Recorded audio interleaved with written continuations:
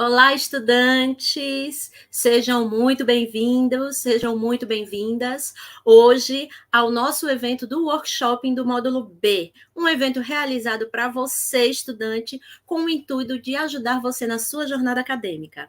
Hoje eu quero agradecer a participação dos alunos FAEL veteranos e dos nossos alunos ingressantes de todo o grupo Ser Educacional, me perdoem, e um beijo especial a todos os polos que estão recebendo os nossos alunos em todo o Brasil. E olha, o coordenador Tiago pediu para que vocês mandassem fotos para a gente, para que a gente pudesse ver um pouquinho de como é que está aí no polo que você está participando do evento. Então, vou passar a palavra para o Tiago. Tiago, hoje o palco é de vocês.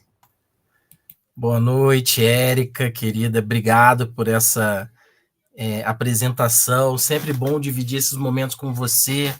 Né? A gente conversava aqui nos bastidores sobre o nosso entusiasmo, né, com a educação online, né, com o EAD, com esse nosso compromisso com o EAD de qualidade. É muito bom estar aqui hoje num evento que junta todos os nossos estudantes, os polos bombando aí, com muita gente participando. Isso para nós é um motivo de muita alegria. A gente sabe que tem muita gente, né, assistindo aqui e estamos muito empolgados por esse momento tão importante. Daqui a pouco eu vou falar um pouquinho sobre a nossa convidada aqui, que vai dividir esse momento conosco, a professora Jaqueline Kohler, e que é uma pessoa muito especial que está conosco. Mas antes de trazer a professora Jaqueline para cá, eu queria falar um pouco sobre essa nossa escolha da temática de hoje, né? A autoria para a vida acadêmica e profissional, num momento tão desafiador que a gente tem de pensar a nossa trajetória, né, o nosso futuro acadêmico e futuro profissional. Quando a gente entra, né, para fazer um curso superior, quando a gente entra na nossa faculdade, quando a gente entra para obter essa nossa formação inicial, é algo que não para jamais. Por isso que chama formação inicial, e a gente segue ao longo da nossa trajetória, da nossa vida, com a nossa formação continuada, buscando novas oportunidades e novas trajetórias. E a gente vive numa era de tecnologia, numa era de difusão de informação. Eu sou historiador, né, como alguns que me conhecem já sabem, e como historiador eu estou sempre observando as transformações ao longo do tempo. E o conhecimento, obviamente, passa por transformações muito impactantes. A gente vive o que algumas pessoas chamam de sociedade de informação, de sociedade da difusão do conhecimento, em que a tecnologia nos traz diariamente uma série de possibilidades de informação, e nos últimos anos aí a gente está vendo a ascensão da inteligência artificial, uma ferramenta que pode ser extremamente rica, né, para nos ajudar também nesse processo de construção do conhecimento. Mas, ao mesmo tempo que a gente tem um acesso extremamente facilitado à informação, ou seja, hoje você tem a professora Jaqueline, ela vai falar sobre isso, sobre as possibilidades que a gente tem de acesso a informações, a pesquisas científicas, aonde a gente pode buscar isso, a gente tem esse desafio que é o filtro e, ao mesmo tempo, a produção autoral. A gente está cercado de informações, a gente está cercado de produções, e a gente está nesse campo buscando a nossa autoria. E esse é um desafio para todas as áreas de conhecimento, seja aqui, enquanto você é estudante, ou seja, que você vai fazer avaliações, você vai participar de atividades, você vai participar aqui, por exemplo, de um workshop, vai trazer um comentário, né? Tudo isso é autoria.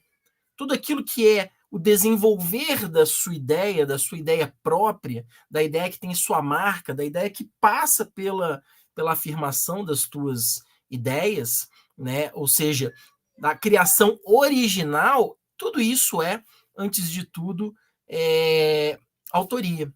E isso não vai parar por aqui, porque você vai para a vida profissional, e na sua vida profissional, se você for, independente da área que você for, uma área que produza textos, ou uma área, por exemplo, que não produza textos, mas que gere comunicação, você vai escrever e-mails, você vai produzir relatórios, né? Você vai produzir memorandos, toda a área tem, em algum momento, algum tipo de produção.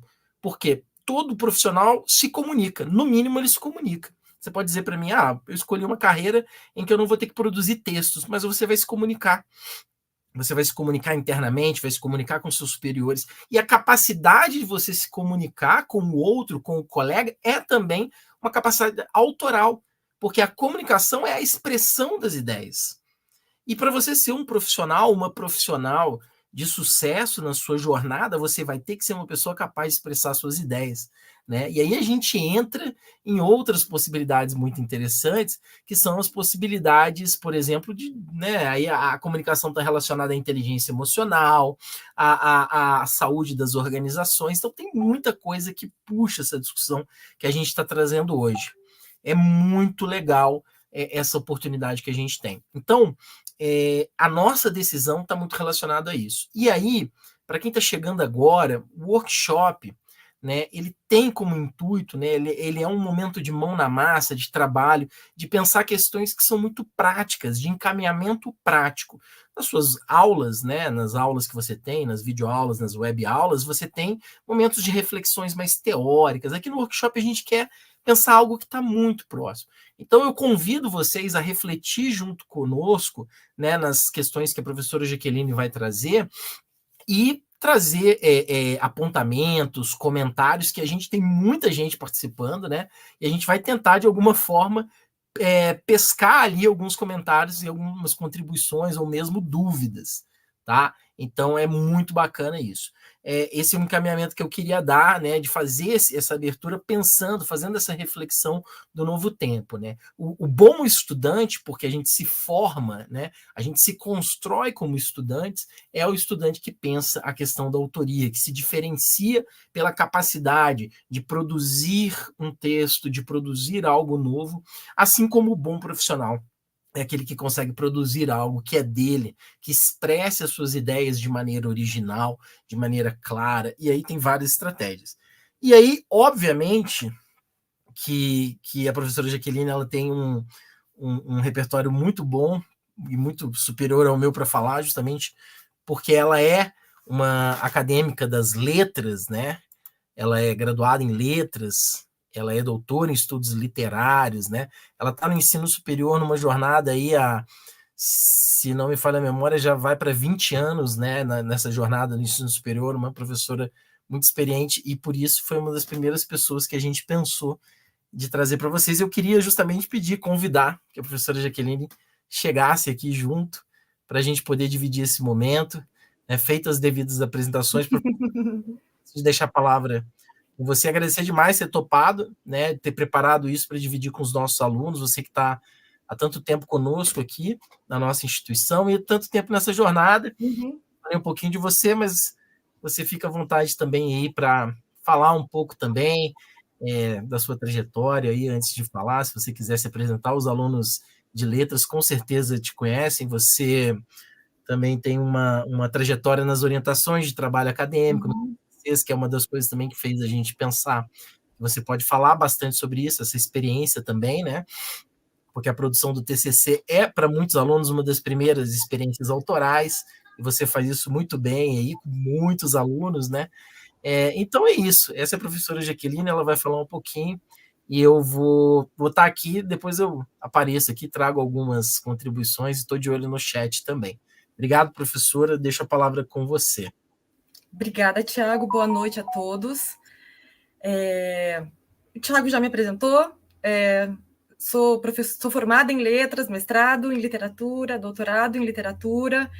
Tenho aí já... Esse ano eu faço 20 anos de ensino superior, de sala de aula, dá um pouquinho mais, né? Na carreira de docência, um pouquinho mais. Mas no ensino superior, esse ano eu faço 20 anos.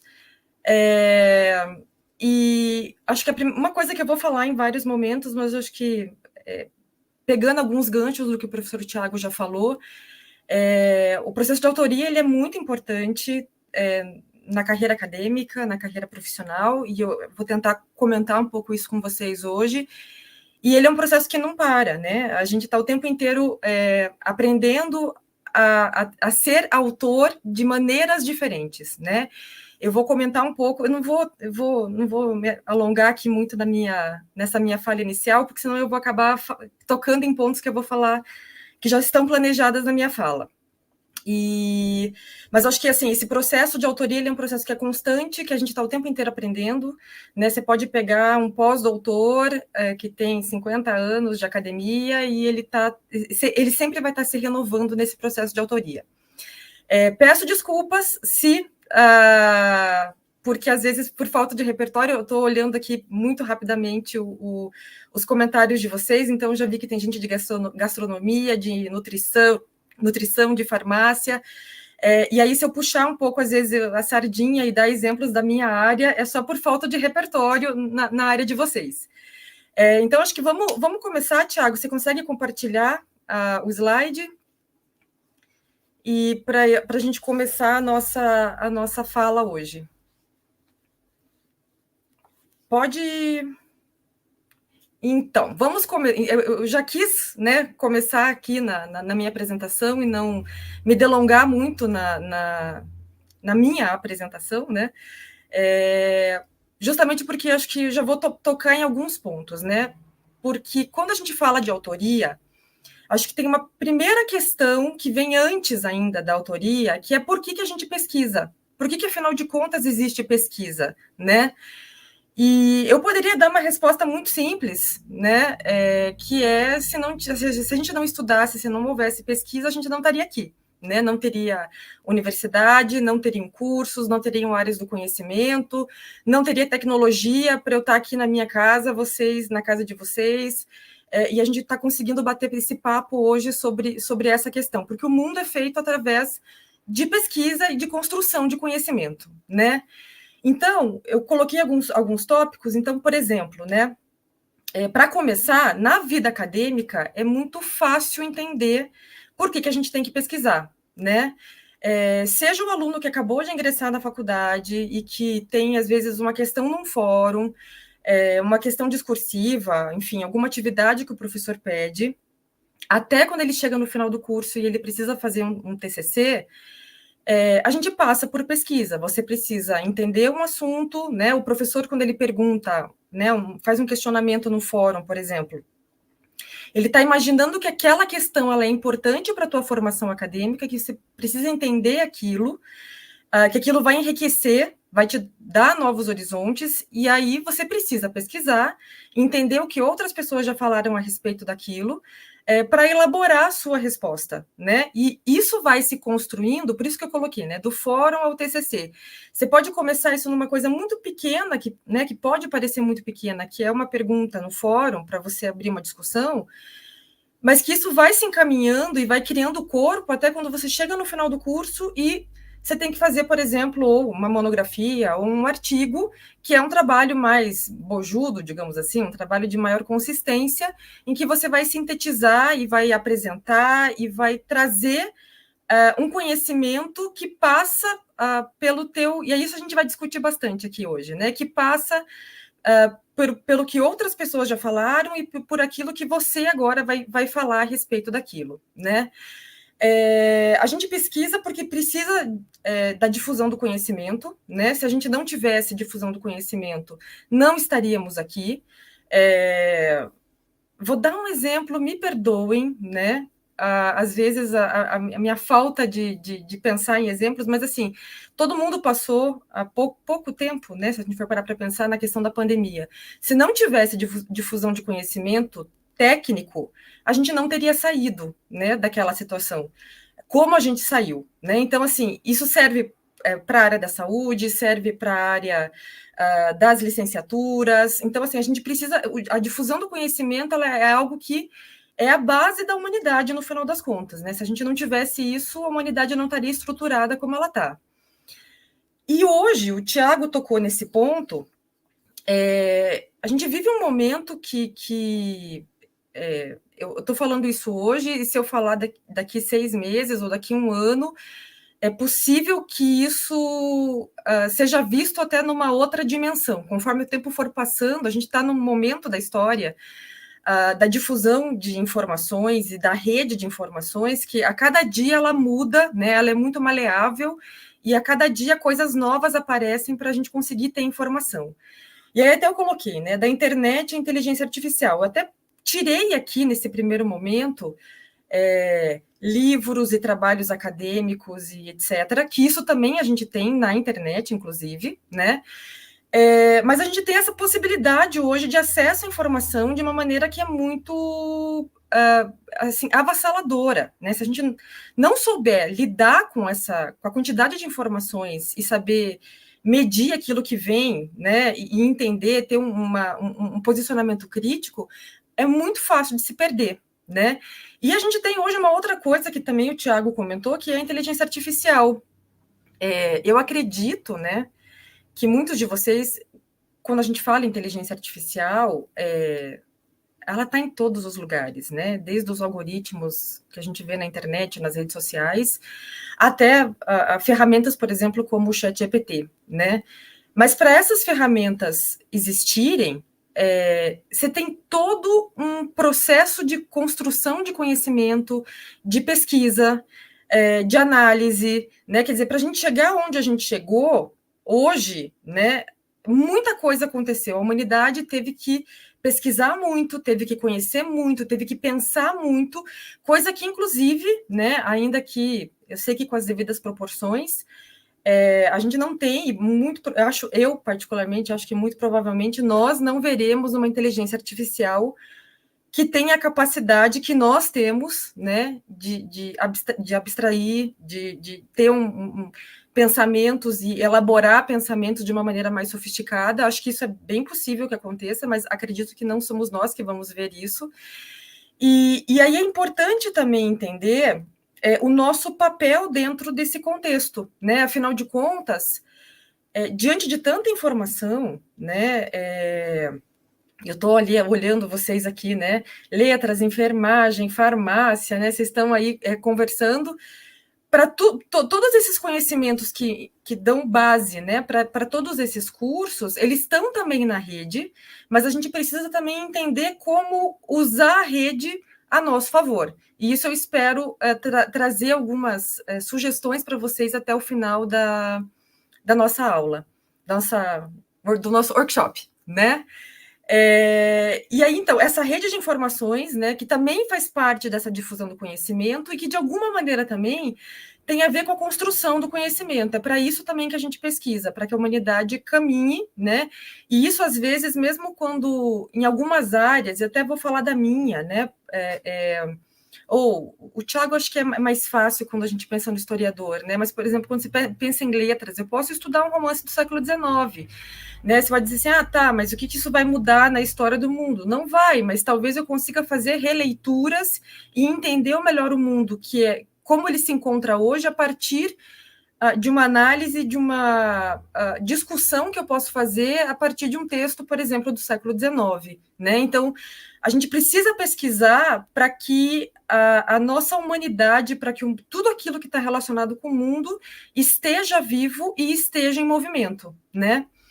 E na vida profissional, às vezes parece que isso não reverbera muitas vezes, né? A gente fica pensando até, eu comecei falando justamente, né, por exemplo, de um fórum, de uma resposta a uma questão discursiva ou algo do gênero, mas quando a gente chega na vida profissional, por exemplo, para todos os alunos de licenciatura, você vai invariavelmente dar aula sobre assuntos que você não necessariamente estudou.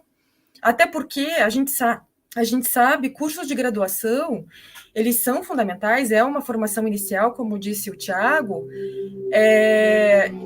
e eu acho que o nome formação inicial ele é muito interessante, porque nenhum curso de graduação dá conta de tudo, no final das contas, né?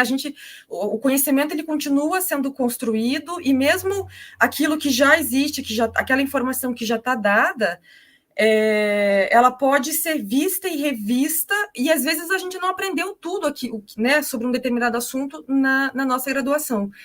Então, seja para preparar uma aula, seja para, dependendo da profissão, fazer um relatório, fiquei imaginando aqui, vendo, né, alunos de, sei lá, nutrição, você precisa fazer um relatório, precisa embasar aquele relatório, né, numa pesquisa, numa informação, um aluno de farmácia, para entender, né, como... Eu vou falar coisas genéricas aqui, os alunos assim dos cursos que me perdoem, né? Mas assim, né, de um componente químico, você precisa ter um embasamento teórico E se você não tem exatamente aquele embasamento, você precisa ir atrás. E se você sabe pesquisar, porque você entende essa questão da difusão do conhecimento e da construção do conhecimento, de como as coisas se dão, você passa a ter mais autonomia, né? Eu acho que a grande palavra, quando a gente fala de pesquisa acadêmica, é pensar em autonomia, seja acadêmica, seja profissional. Se você sabe ser um bom autor, você é aquele indivíduo que entende como todas essas relações de informação e de conteúdo se dão, tem o discernimento de como olhar para ela, selecionar e trazer a tua contribuição para isso, né? Seja na vida acadêmica, seja na vida profissional. E para isso a gente precisa de um processo que é de autonomia. E aí, antes que alguém diga, mas puxa, acabei de entrar no meu curso aqui e eu, né? Quem sou eu na fila do pão, né? É um processo, né? Eu sempre dou aquela metáfora, ela é uma metáfora batidíssima, mas ela é uma metáfora que vale, né? Que é o de construir uma parede tijolo a tijolo, né? Conforme você vai construindo, você vai tendo mais cabedal e mais autonomia para se colocar diante do conhecimento e da informação, seja ela qual for, né? A metáfora ela é desgastada, mas acho que ela serve para a gente pensar a respeito disso, né? E pensar que a autoria, eu acho que essa é uma grande questão. Ela é autonomia e ela é para a vida, seja acadêmica, seja profissional. Vamos para o próximo? Eu não sei se o Tiago gosta, se os historiadores gostam. Eu não sou da área, então não me dou o direito de falar do Yuval Harari, que é um historiador, né, que ficou bastante conhecido, principalmente por conta do livro dele, O Sapiens. Ele tem esse livro chamado 21 Lições para o Século XXI. Ele começa o livro no prefácio com esta frase: no mundo inundado de informações irrelevantes, clareza é poder. E isso conversa completamente com essa ideia que eu estou tentando trazer para vocês, de autonomia. Que se você tem autonomia como autor, né, seja em que contexto for, e que no fundo é essa clareza que ele chama de poder, né, ter essa autonomia é o que vai garantir que você saiba se colocar, que você saiba defender as suas ideias, que você saiba defender o seu ponto de vista e saiba mais do que isso, né? Ele coloca, até por conta do contexto do livro dele, né, informações irrelevantes. Ele está pensando, obviamente, no mundo das redes sociais, né, da internet, sem necessariamente pensar num universo necessariamente profissional ou acadêmico. Mas a gente sabe que isso também tem, né? Eu tenho certeza que qualquer profissão, se você quiser pesquisar qualquer assunto, você vai achar um vídeo no YouTube, você vai achar alguém que faz um TikTok de 20 segundos explicando uma informação, e saber também olhar para essas informações, né, entender aquilo que é irrelevante e o que é relevante, é algo que eu acho que é fundamental nesse nosso contexto de século XXI, né, nesse contexto de inteligência artificial, de internet, de estarmos conectados, até porque, e isso eu vou retomar depois, né, hoje na internet, todo mundo fala o que quer, e né, você não precisa necessariamente ser alguém que domina um determinado assunto, você está na internet, você grava um vídeo e você fala, ainda que você não tenha necessariamente uma formação ou saiba de fato a respeito daquele assunto, né? Então, assim,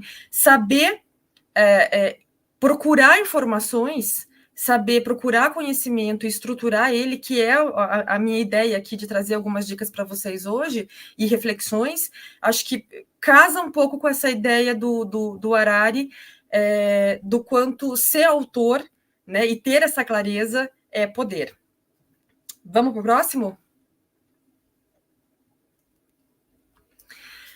A autoria. Eu já falei isso, né, que é um processo que... A autoria é um processo de construção permanente, mas ela é também um processo que nós aprendemos. É muito comum, e eu vejo isso no TCC, mas eu vejo isso no aluno que está ingressando no curso. Existe uma angústia muito grande sobre como se colocar como autor, né? Como que eu faço isso, né? Como que eu faço pesquisa e como que eu me coloco como autor. E eu acho que ter essa noção de que a autoria é algo que se aprende é muito importante. E mais do que isso, né? Quando eu coloco ali, né, que é um processo também de construção e autonomia, é porque a gente vai, quando você entra na graduação, você começa a ter acesso ali, você tem um livro da disciplina, você assiste a aula, você vai começando a ver como as informações e o conhecimento ele é construído e sistematizado, e isso vai te dando pistas e vai te dando embasamento para você começar a pensar no seu modo de ser autor. Mas é algo que se aprende, né? E eu diria mais, a Jaqueline, que fez graduação, aprendeu a ser autora de um jeito. Quando eu ingressei no mestrado, eu tive que aprender a ser autora a partir de outras ferramentas e de outros processos, e todos eles me ajudaram quando eu entrei no doutorado, mas isso não significa que eu também não tive que aprender. E isso não significa que quando eu fui para a sala de aula e virei professora, eu também não tive que aprender outras formas de ser autora que a universidade não necessariamente tinha me ensinado. Então, acho que ter essa consciência é algo que faz com que a gente olhe e diga assim, puxa, então tá, né? Ninguém nasceu pronto e a gente precisa entender que a gente vai aprendendo conforme a nossa trajetória acadêmica vai acontecendo e como a nossa trajetória profissional também vai acontecendo, né? Eu coloquei ali, né, que a autoria é um processo de construção de autonomia, que é o que eu já tinha dito, né, e, consequentemente, de maturidade. Eu sempre brinco, assim, que às vezes a gente tem muita angústia, sobretudo quando nós estamos na graduação, que você fala assim, meu Deus, né, tanto conhecimento, como é que eu vou entender tudo isso, lembrar de tudo isso e tal. E conforme você vai entrando no curso e vai tendo contato com as disciplinas e com os conteúdos, você vai de volta, né, a metáfora da paredinha sendo construída, né? Você vai construindo a tua base que vai te dando essa autonomia e essa maturidade. Então, também não adianta querer pular muita etapa, né? A gente precisa entender que trata-se de um processo. Eu coloquei ali que a autoria é sempre uma descoberta. Quem diz isso é Umberto Eco. Umberto Eco tem um livro ótimo que é Como se faz uma tese, e ele fala, né, quer dizer, no processo de pesquisa e de construção do conhecimento, a gente se depara com coisas, às vezes, que a gente nunca tinha imaginado, né?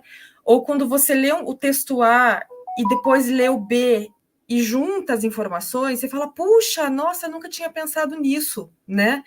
E aí, quando você tem esse momento, ele é um momento de descoberta, né? Então, a autoria é esse momento de descoberta também, que pode vir numa elaboração de uma resposta de fórum, pode ser no momento em que você vai escrever um relatório depois que você já está formado, quer dizer, essas descobertas, elas são vivas, elas estão o tempo inteiro conversando com a gente, né? Ao mesmo tempo, a autoria é uma forma de colocar ordem nas ideias, né? Isso acontece muito, principalmente quando a gente vai fazer, por exemplo, um trabalho de conclusão de curso. Você tem muitas ideias, né? Você tem muitas informações, e aí quando você coloca a ordem, às vezes o fato, literalmente, de você colocar ordem nas ideias, e o modo como você, individualmente, colocou ordem nessas ideias, já é um trabalho de autoria seu, né? Então, acho que... e às vezes a gente fica também querendo colocar expectativa muito grande, muitas expectativas, né, nesse processo, e às vezes o só colocar ordem, muitas vezes, né, dependendo do conteúdo, da informação, só o fato de você fazer isso já é uma forma de você estar fazendo autoria, porque ninguém fez isso antes, né? Na live passada, que foi feita também sobre o tema de autoria, né, desse processo de autoria, o Tiago falou, e até eu coloquei ali sublinhado para fazer a referência, né, que ele diz que, e eu concordo plenamente com ele, que a autoria é um trabalho de autenticidade e responsabilidade. Então, nesse processo em que a gente aprende, que constrói, que descobre, que coloca ordem, quando cada um de nós fazemos isso do nosso modo, tem algo que é autêntico, que é nosso, que às vezes é a primeira vez que alguém fez aquilo, e ao mesmo tempo de responsabilidade, né? Porque você tem que a gente se responsabiliza por aquilo que diz, seja numa resposta de volta, né? Numa resposta de fórum, seja na elaboração de um trabalho de conclusão de curso, seja depois numa monografia, ou mesmo, né? Eu estou pensando aqui, né? Em relatório, enfim, né? De alguma pesquisa, seja ela qual for. E aí, quando a gente faz isso, a gente tem esse processo de autenticidade e responsabilidade. E aí eu coloquei abaixo, né, menos importante, mas não muito, que dentro desse processo a gente não faz só compilação, ainda que esse processo faça parte. Sobretudo quando se está num curso de graduação, é muito comum e é muito natural, e não está errado, que a gente faça muita compilação, né? Você vai, sei lá, eu falei e já vou puxar a sardinha para o meu lado. Eu vou estudar literatura brasileira, eu vou ter que compilar o que Antônio Cândido, Alfredo Bozzi, Frânio Coutinho, tudo o que esses caras já escreveram. De alguma maneira, eu vou precisar compilar, para que eu consiga, a partir dessa compilação, aprender, construir, descobrir, colocar ordem. Então, assim, mas não é só isso, né? A compilação, ela faz parte do processo, mas ela não é a única coisa que a gente pode fazer nesse processo de autoria. Mas por que eu falo isso? Justamente para o aluno que está, sobretudo no começo da graduação, e que às vezes tem essa angústia de querer já reinventar a roda, que o processo de compilação ele faz parte, ele é necessário, e sem ele a pesquisa e a autoria ela também não se desenvolve, tá? Vamos para o próximo? E aí, quando eu falo disso, a gente entra numa questão que eu acho que é bem importante a gente pensar, né? Existe o ditado, nada se cria, tudo se copia, né? Tem gente que fala que os gregos já disseram tudo, né? E tudo que a humanidade pensou depois da Grécia Antiga é uma reformulação daquilo que já foi dito. Mas aí a gente entra na questão do plágio, né? E por que é importante, acho que, pensar na questão do plágio? O que basicamente é o plágio, né? É você... E daí eu já respondo o que é e o que não é, né? É quando você se apropria do que o outro disse, sem dizer que foi o outro que disse. Então, é por isso que é tão importante, nesse processo de construção de conhecimento, você sempre referenciar aquilo que já foi dito, aquilo que já foi descoberto, aquilo que já foi estudado por outras pessoas, e aí você inclui aquilo que você quer, né? Aquilo que você quer, a tua parte que você está agregando nessa discussão. E isso é muito importante porque quando a gente fala de plágio, né, e é um assunto delicado, é justamente porque quando ninguém quer ter uma ideia roubada. Acho que essa é uma questão, né? Se você fala algo que outra pessoa já disse, você não referencia, a gente entra nessa seara que hoje em dia também é muito comum, né? A gente perde um pouco a noção nesse meio tecnológico de internet, em que as coisas se perdem, né? E que você tem frases frases genéricas, e todas elas são atribuídas, por exemplo, a Clarice Lispector, não tem, né? Quer dizer, você faz essa confusão, né? Muitas vezes, justamente porque muitas vezes a internet é terra de ninguém. Então, é importante entender que faz parte do processo usar o que outras pessoas já disseram, mas é fundamental e é muito respeitoso citar essas pessoas, né? Trazer essas pessoas e dizer, olha, eu estou falando tal coisa aqui, mas que é o que eu fiz com a autenticidade e a responsabilidade. Eu não coloquei e disse, fui eu que pensei isso. Não, quem pensou foi o Tiago, né? Então, eu estou dizendo que eu trouxe dele e eu não vou roubar indevidamente essa ideia dele. Acho que essa é uma questão que é bem importante, né? Mas que também não precisa ser... tem muito aluno que... E eu falo isso agora de experiência de TCC, que tem muito aluno que fala assim, professora, mas eu preciso referenciar tudo, né? Se vai escrever, por exemplo, um trabalho, vou de volta puxar a sardinha para a minha área. Eu vou fazer um trabalho sobre Machado de Assis e eu vou começar o trabalho dizendo que Machado de Assis é um dos maiores nomes da literatura brasileira e que o Dom Casmurro é um dos romances mais importantes da literatura brasileira. Eu não preciso colocar referência, porque é um conhecimento que é de conhecimento comum, né? Muita gente disse isso. Se eu for colocar o nome de todo mundo que disse isso, eu vou fazer um trabalho só referenciando, né? Então, existem informações que a gente tem como... que é quase como dado, é algo que é dado, né? Então, a gente não precisa necessariamente referenciar tudo, mas é importante, quando você pega a ideia de alguém, uma linha de raciocínio de alguém, trazer ela para a tua discussão e dizer de que, né, quem é o dono da ideia. Certo? Como que se constrói um bom autor? Não importa a área, leitura é fundamental, né? Ainda que a gente saiba que existem áreas que são mais práticas, que tem, né, que o processo empírico ali, ele é muito mais evidente. A leitura é uma questão que é fundamental, né? A gente só consegue construir, porque é aquilo que eu falei, né? A gente vai construindo conhecimento, porque é uma coisa, assim, a gente fala de internet, isso é muito engraçado, né? Porque a gente fala de internet, inteligência artificial, o quanto as informações hoje permeiam os espaços de uma maneira que é muito, muito facilitada e muito caótica até muitas vezes. E na maior parte das vezes ela está permeada pela leitura, né? Então, acho que essa é uma atividade que é fundamental na vida de qualquer acadêmico, né? Um bom autor é alguém que sabe fazer análise e comparação. Então, o autor A disse uma coisa, o autor B disse outra, o autor C disse outra, e aí eu vou analisar o que cada um disse, vou entender o que é mais relevante de cada um, eu posso comparar para que daí eu chegue na minha conclusão, para que eu chegue no lugar onde eu quero, né?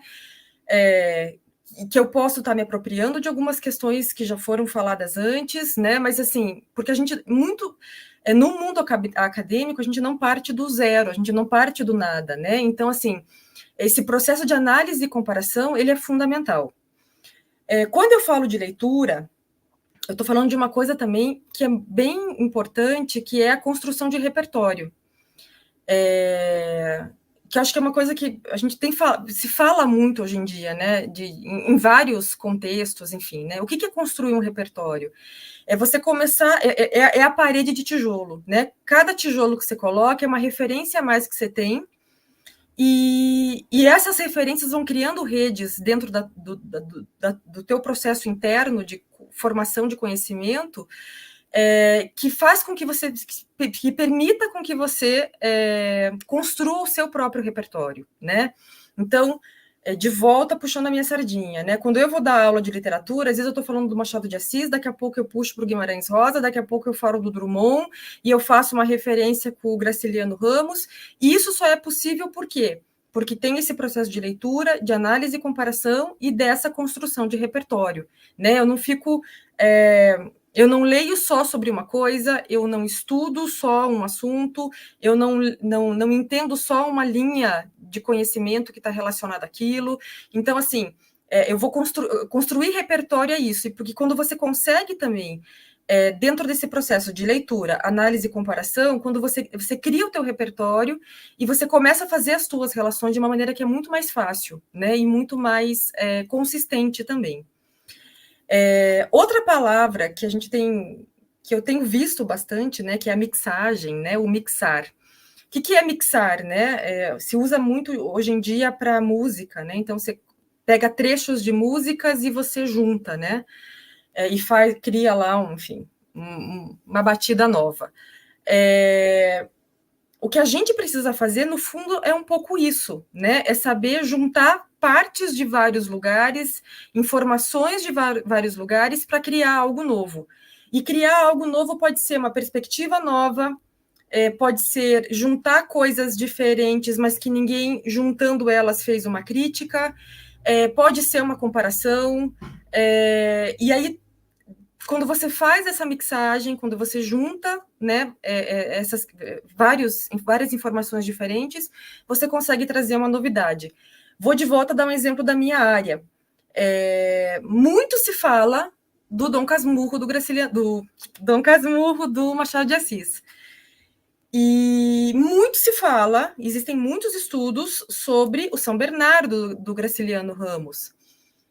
E aí, quando eu estou falando isso porque eu fiz, né? Quando eu pego e digo, puxa, mas tem pontos no Dom Casmurro que são parecidos com o São Bernardo.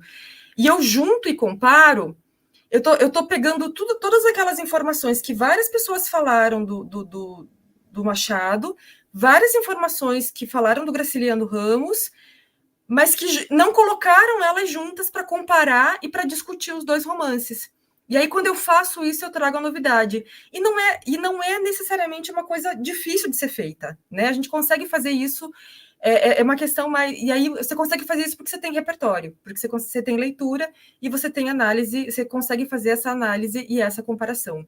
Então, acho que saber mixar, né? Até eu coloquei entre aspas, mas saber mixar para criar algo novo é uma das habilidades que um bom autor tem que ter. Vamos para o próximo?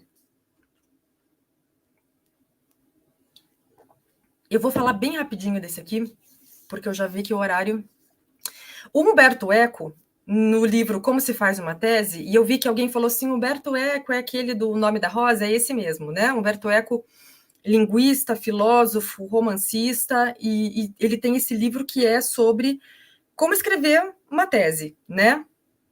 E aí ele dá 6 passos para a gente construir uma tese que, no final das contas, é uma forma da gente pensar em como fazer algo autoral. Então, ele vai dizer que a gente precisa identificar um tema preciso, e aí o que acontece? Muitas vezes o nosso tema preciso, ele não é tão preciso num primeiro momento, ele pode ir se modificando, né? Mas aí, quando você vai para o segundo passo, que é recolher a documentação sobre ele, você pode ir, né, delimitando melhor esse tema preciso. Então, você recolhe a documentação, né? No caso de cursos,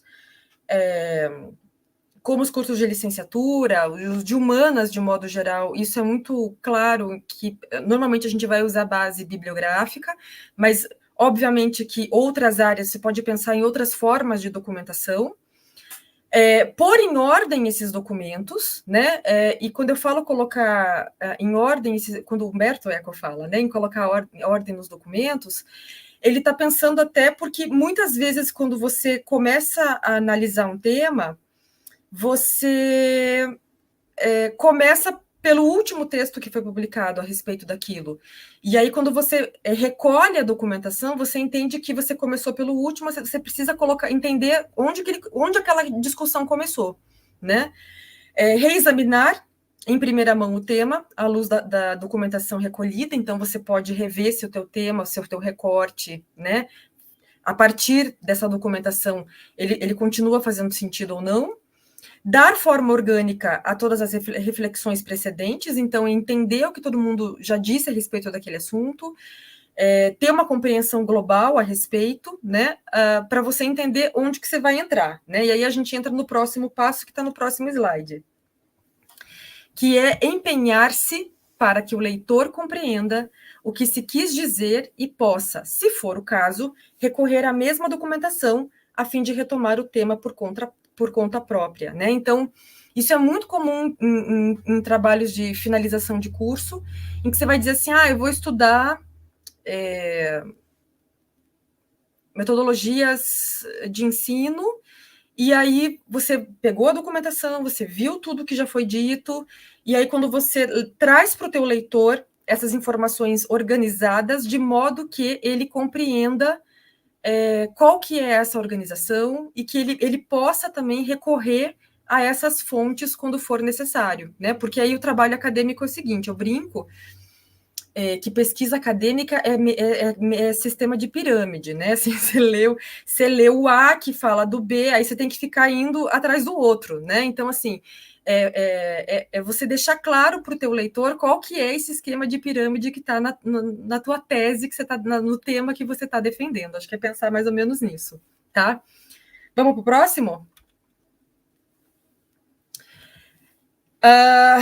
Acho que uma coisa que é bem importante nesse processo de autoria,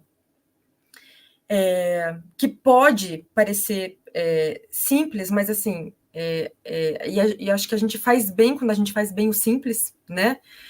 É começar por um bom referencial teórico, e referencial teórico a gente vai encontrar em livros, e muitas vezes a gente vai encontrar, e isso é uma coisa que é muito comum hoje em dia com o ambiente online, né? Às vezes você não consegue o livro específico de um autor, que é importante, mas você consegue artigos, monografias, dissertações ou teses, que esses textos são mais comuns hoje no meio virtual, né?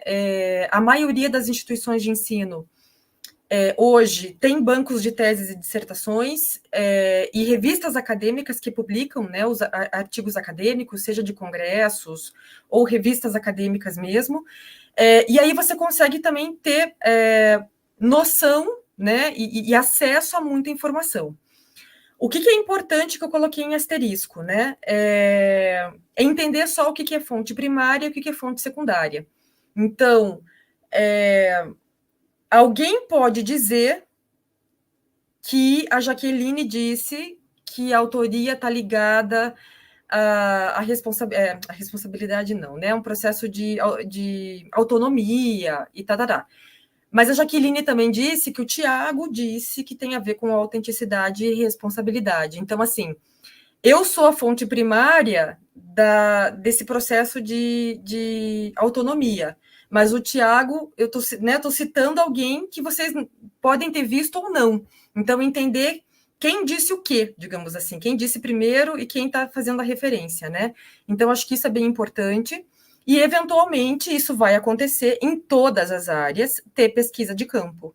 É óbvio que existem áreas em que a pesquisa de campo ela é praticamente necessária, né? Você praticamente não tem pesquisa se você não tiver pesquisa de campo, mas você vai ter, por exemplo, isso na educação, nas licenciaturas é muito comum, você ter, por exemplo, você vai trabalhar com um estudo de uma metodologia, e aí você vai na escola, botar ela em prática, levar questionário para professor, e você vai juntar tanto o referencial teórico quanto a pesquisa de campo.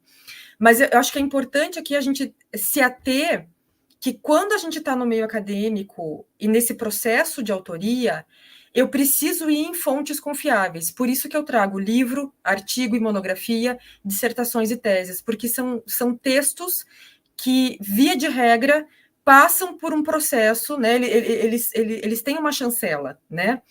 E aí você sabe que você não está enfim, reproduzindo um conhecimento e uma informação que não tem, muitas vezes, base, né? Então, é importante a gente ir nessas fontes que são seguras, né? Próximo. Eu trouxe aqui, acho que são dicas mais gerais sobre como organizar as informações. Um bom autor é alguém, como a gente já viu, que sabe organizar a informação. Então, fichamento é uma forma de organizar a informação, e fichamento é assim, muitos alunos ficam presos, sobretudo em fichamento, com a questão de formato. E, na verdade, o fichamento ele tem o formato que você quiser, né? Quando eu fiz mestrado, meu fichamento era literalmente fichas, né? Aquelas fichinhas pautadas, né? E aí eu anotava, né? Humberto Eco, página 45, ele diz tal coisa, né? E aí você vai anotando. Eu acho que é uma ferramenta importante e cada um anota como que é. O fichamento, acho que ele funciona quando o autor usa ele da melhor maneira possível para a sua própria organização. Agora, o que é sempre importante, né? Li um texto, anota o nome do texto, anota o nome do autor, Anota informações básicas do tipo, o autor X fala tal coisa que é importante para mim, ele começa na página 40 e ele termina na 57.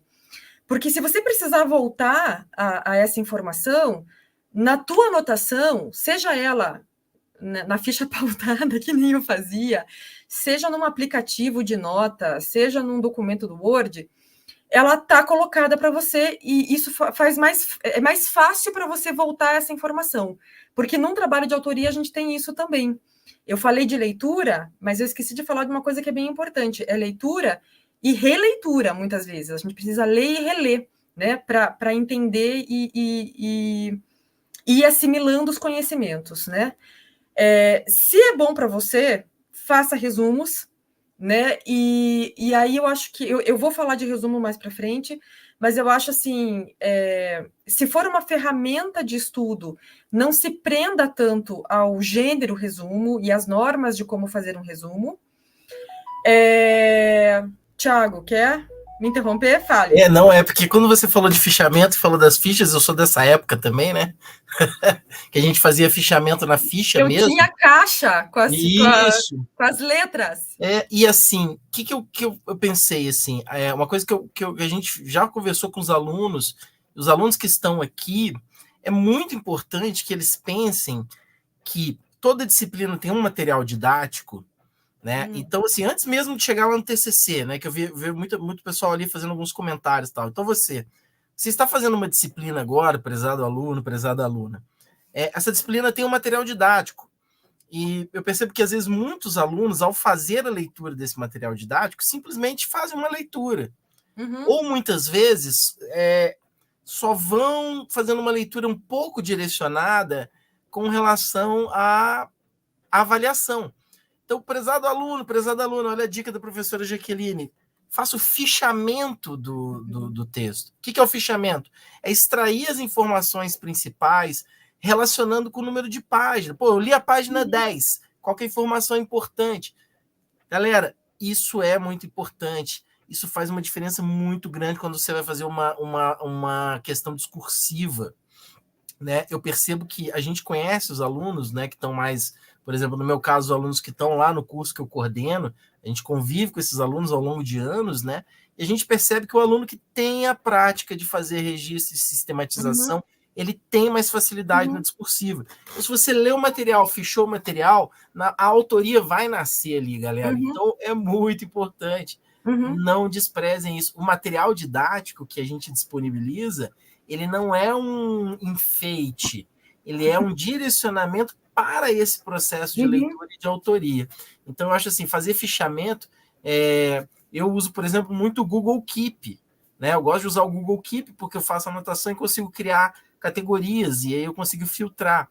Mas fazendo à mão também, eu adoro fazer coisa na mão. Então, não deixem, galera. Ó, a Cauine falou ali, aprenda mais anotando os assuntos mais importantes.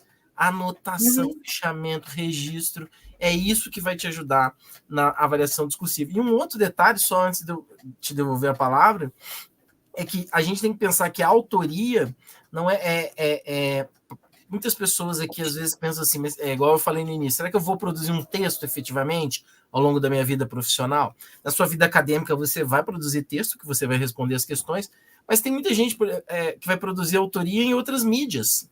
Né? Você falou, lembrou até do TikTok, tem gente que vai produzir vídeo.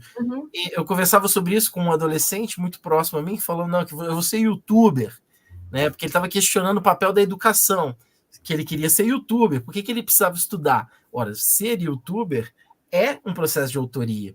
E o processo de autoria é através do processo de leitura, de conhecimento. Sim. Do contrário, você vai fazer o quê? Você vai ficar só replicando, né? Você não vai ser autor. E aí você não vai ser um bom youtuber, né? Não, e eu sei que não é youtuber, mas você pensa, por exemplo, Miguel Nicoleles, que é um neurocientista importante, ele tem canal no YouTube. Sim. Né? O Marcelo Gleiser tem canal no YouTube. Eles não são youtubers, mas também. São pessoas que estão dialogando com essas mídias também, né? Sim, com certeza. Grandes cientistas estão produzindo também, e isso é algo muito importante. Ótimo. E outra coisa que eu acho que é legal quando eu falo do fichamento, não sei se eu coloquei isso depois. que é uma coisa que acho que, além de anotar a página, anotar a ideia, achou um texto que você diz, isso aqui é uma citação boa. Já anota a citação, você não precisa. Ele facilita a tua vida ali, né? Porque você já deixa tudo sistematizado. Quando eu falo que não tem modelo, é porque tem gente que faz fichamento só com citação, tem gente que faz fichamento por tópico, enfim. E aí acho que cada um tem que entender como que é o seu modo de se organizar, né? Fazer resumos, e aí eu já tinha falado, né? Não necessariamente se apegar ao gênero resumo propriamente, mas resumir assuntos é uma forma de você mostrar para você mesmo que você entendeu um determinado conhecimento, né? O Thiago falou do livro da disciplina, às vezes uma questão discursiva. O professor deu lá o tema da questão discursiva, você assistiu a videoaula e leu a parte do livro que tem aquele conteúdo. Reescrever com as suas palavras é uma forma de você organizar aquela informação com as suas palavras de uma outra forma. E nesse processo você aprende também, né? Eu não vou entrar aqui na diferença, né, enfim, do mapa mental, do mapa conceitual, mas são formas também. Quem é mais visual, eu acho que funciona melhor. Eu, particularmente, não funciono muito com mapa mental e conceitual, só em situações muito específicas. Mas eu acredito que tenha áreas em que o mapa mental e o conceitual eles sejam muito mais interessantes e fáceis de você organizar a informação, né? Eu coloquei aqui, organizar e citações, né? Quer dizer, não, achou uma citação interessante, já anota, né? Tanto numa questão discursiva, ou principalmente, por exemplo, num trabalho de conclusão de curso, se você tem citações organizadas, você escreveu 3 páginas e travou, você vai nas tuas citações e vê, pera, qual que encaixa aqui que tem a ver com aquilo que eu estou falando? Você bota aquela citação e aquilo te ajuda a continuar o texto, né? Eu conheço muita gente que tem dificuldade de escrita que consegue escrever jogando no texto várias citações e daí construindo o seu próprio texto, amarrando essas citações. É uma forma, né? E anotar as referências, né? Ler um artigo, ler um livro, ler uma tese, uma dissertação, anota a referência, né? Porque aí você não precisa ir procurar aonde que eu li tal coisa, né? Onde que tá para fazer referência? Não, aquilo já fica organizado, né? E quando eu falo que antigamente eu fazia as fichas, né, na minha época de graduação e de pós, aquilo ele vira um arquivo que você está o tempo inteiro. Pera, quem que falou? Você vai lá nessas referências anotadas e fica muito mais fácil de você construir o teu conhecimento também. Tiago, vamos para. Eu vou tentar, a gente tem que terminar 8h30, né?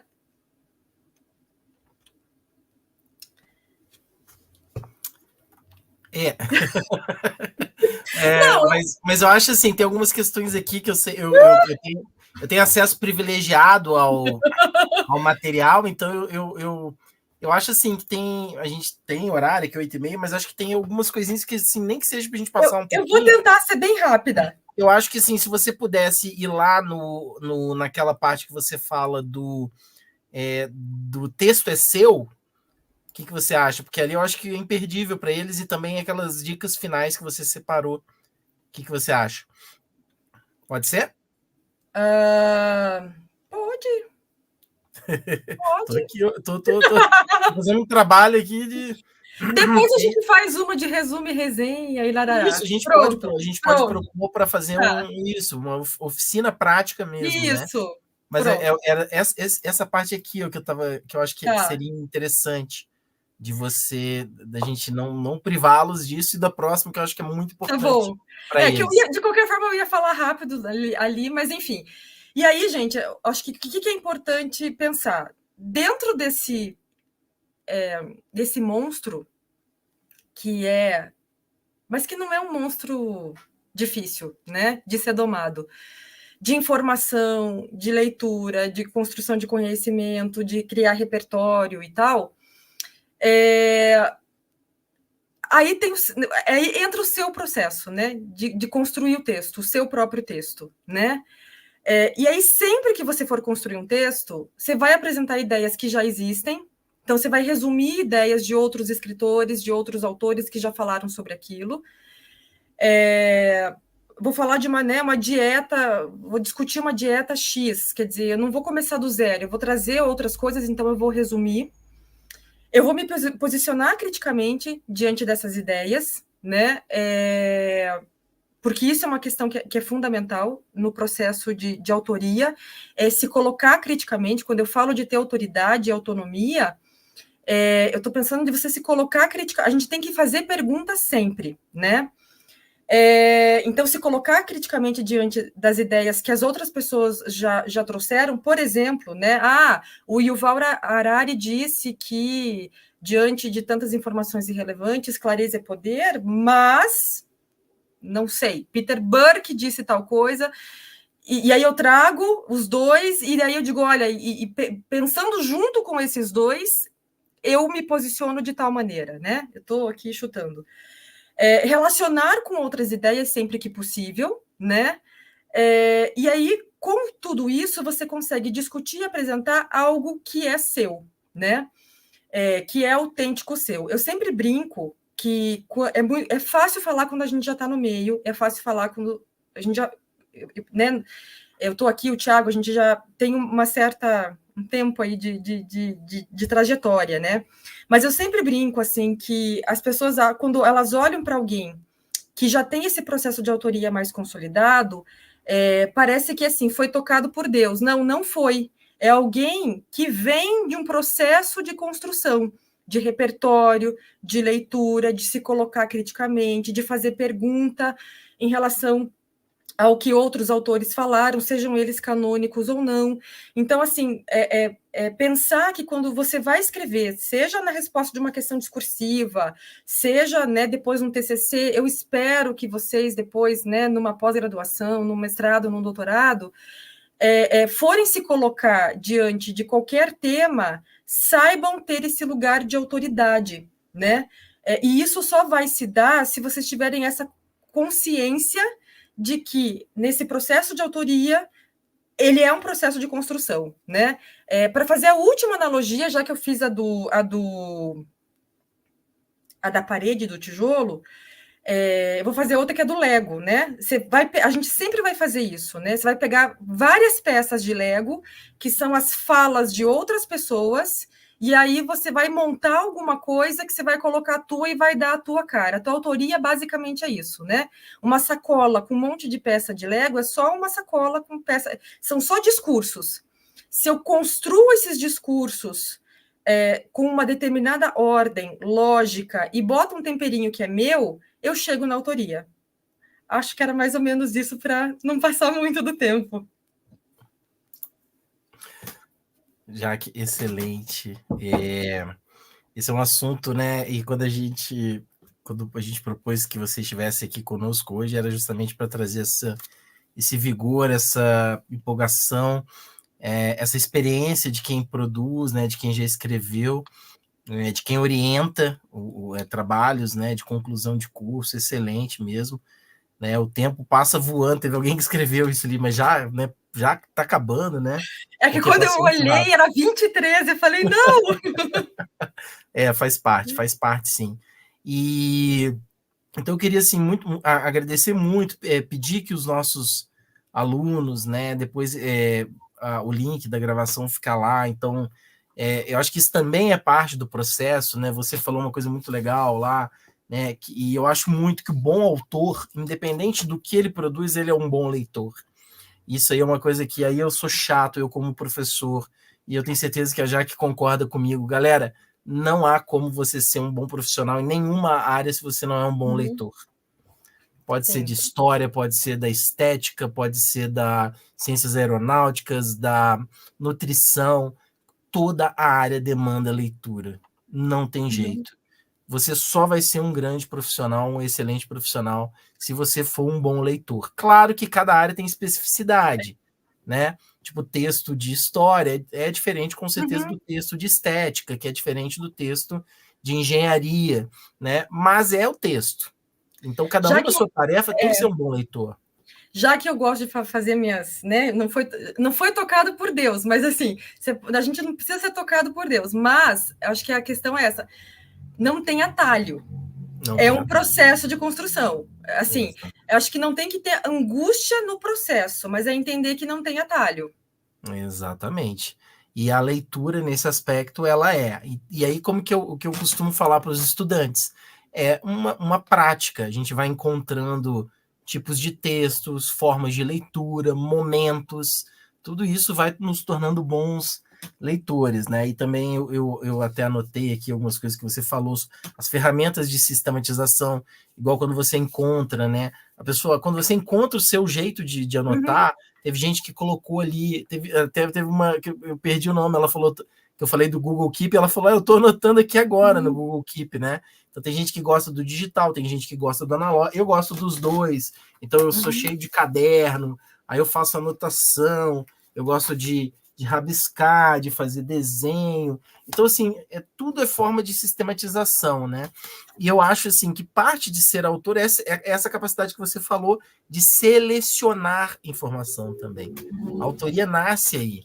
E aí é essa sagacidade, né? Esse olhar meio crítico, né? No mundo em que todo mundo nada a favor da maré, né? Você dá aquela remadinha contra a maré, olhar com desconfiança, esse monte de informação, isso também é importante.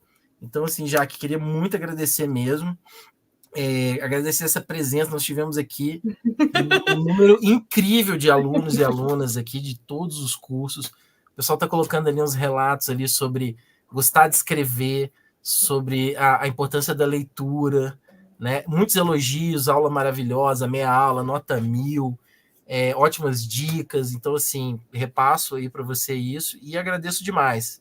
Agradecer o Thiago Zilla, que esteve aqui no back-office com a gente, a Érica, que fez a abertura também, e agradecer muito, tá?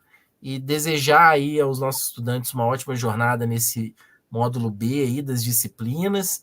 E eventuais dúvidas lá, consultem o Fale com o Tutor, a especificidade da atividade relacionada ao workshop, vocês já podem acessar lá, no momento certo vai estar lá, então vocês podem ver direitinho, qualquer dúvida, tá? Vocês consultem lá a ferramenta de Fale com o Tutor, certo? Então é isso, pessoal, muitíssimo obrigado e uma ótima segunda metade de semana aí. E que vamos firme, né? Porque tem bastante coisa para fazer, tá? Vamos lá, leitura, sistematização, registro, que, como a Jaque disse, não tem atalho. Não vai ter boa autoria sem bons leitores. Vamos mostrar para todo mundo que nós, no EAD, temos capacidade, sim, de ser bons leitores e bons autores, não é isso? É isso aí. Então, obrigada, obrigado. Tchauzinho, valeu, uma ótima noite, um bom descanso aí para os guerreiros e guerreiras aí que vieram até essa hora.